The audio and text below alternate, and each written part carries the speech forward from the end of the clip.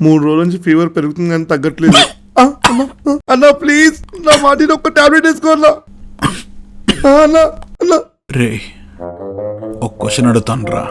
అడుగన్నా. ఓ చిన్న పాప ఏడుస్తుంది, నువ్వు తను ఆడిస్తావా లేదా తన ఏడుపు ఇరిటేటింగ్ ఉందని చెప్పి తను నోరు నొక్కేస్తావా? అదేం క్వశ్చన్ అన్నా, ఆడిపిస్తా కదా. టాబ్లెట్లు వేసుకోవడం అన్నది నొప్పి నోరు నొక్కేసేయడం లాంటిదిరా.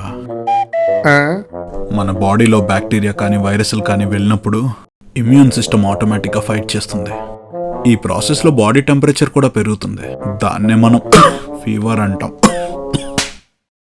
కానీ మనం టాబ్లెట్ వేసుకోవడం వల్ల ఫీవర్ తగ్గిపోతుంది, ఫైటింగ్ ఆగిపోతుంది, బాడీ వీక్ అయిపోతుంది, మొత్తానికి మన పని అయిపోతుంది.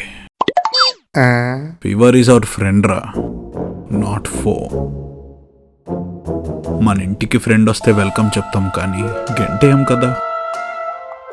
మరి ఫీవర్ వస్తే ఎందుకురా టాబ్లెట్లు వేసుకుని గెంటేస్తాం?